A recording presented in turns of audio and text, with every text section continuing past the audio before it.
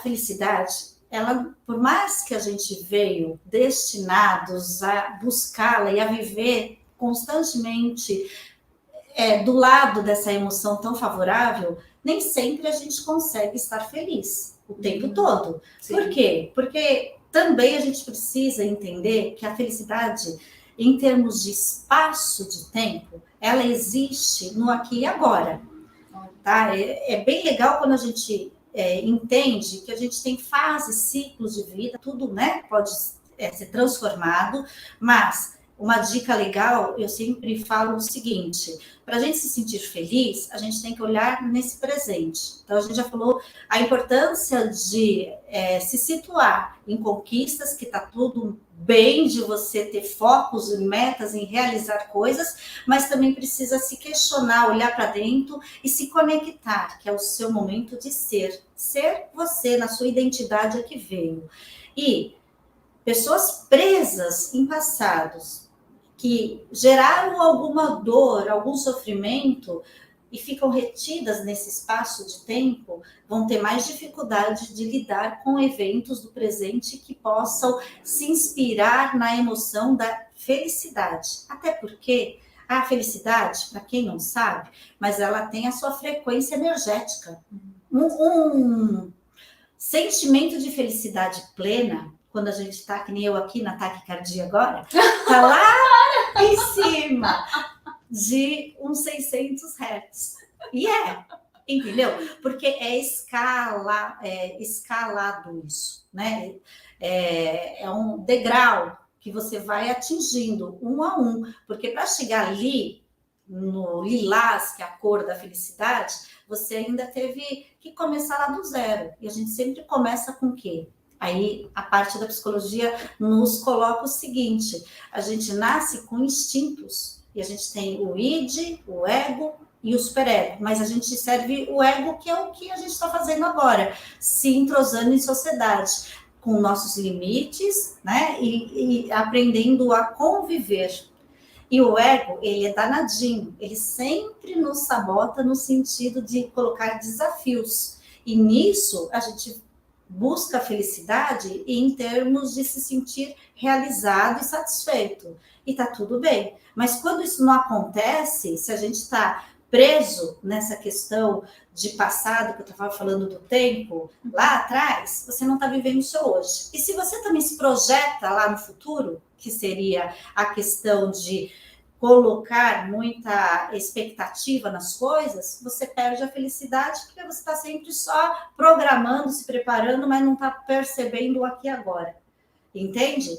E o oposto dessa frequência, quando ela está mais amena, é a partir de 250 Hz de energia que você está bem, que você se sente assim, bem consigo próprio, que já é, nossa, uma vitória. Agora, caso isso seja diferente, é onde a gente abre vulnerabilidades aí. Todo mundo sabe, quando não estamos felizes, o oposto é muito o que hoje se vê acontecendo, em termos de humor deprimido, ou crises, né, de ansiedade, ou a própria depressão. Porque aí essa frequência, o que aconteceu? Simplesmente despenca.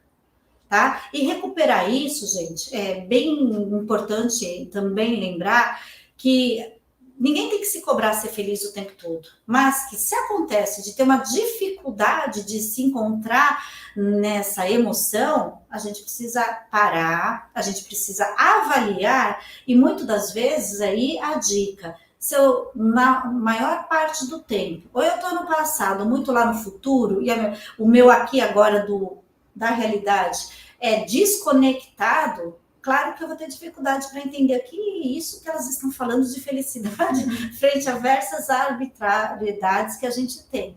O que acontece? Acontece que às vezes você precisa entender, se autoanalisar mesmo, no sentido de reconhecer a sua emoção, e se isso não está acontecendo, já levanta-se uma suspeita que precisa ser avaliado. Avaliado por quem, muitas vezes? É quando a gente sinaliza, ou alguém que convive com a gente percebe. Nossa, que desânimo. Nossa, você demonstra ter uma apatia.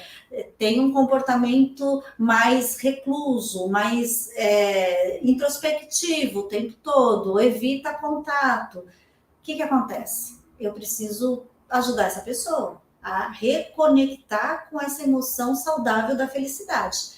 Quais são os caminhos? Ela está sempre aqui dentro da gente, né? Só que a gente não consegue acessar. Porque se eu tenho, por exemplo, a própria realidade que ainda a gente está atravessando da pandemia, ela impactou frontalmente a questão das pessoas terem felicidade. Um dos gatilhos foi exatamente o corte do relacionamento, dos encontros, né? Do conjunto, porque sim, nós somos feitos para viver em grupo.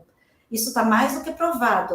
O ser humano, ele desenvolveu a cultura dos relacionamentos. Então, para tudo a gente tem ritual. Isso desde o que a gente nasce, o ritual da felicidade do nascimento, depois a felicidade de aniversários, depois a felicidade, forte, por exemplo, de casamento, que é outro ritual, e até de despedidas, a gente tinha, né?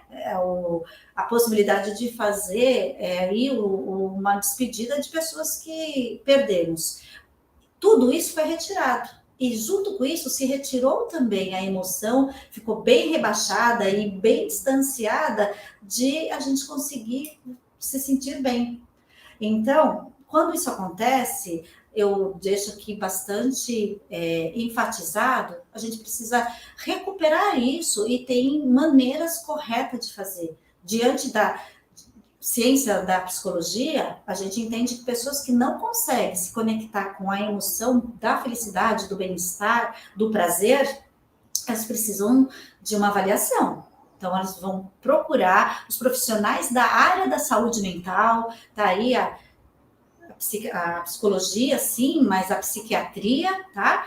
Alinhadas para, quando muito necessário, num diagnóstico, que são os mais conhecidos aí, depressão, a síndrome do pânico, a ansiedade, precisa de tratar isso junto com a ciência.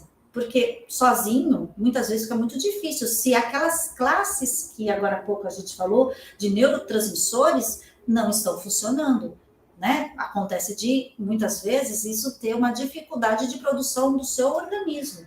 Então, você precisa compensar. O tratamento tradicional é um caminho de ajudar a pessoa a voltar a ter saúde, e saúde psíquica.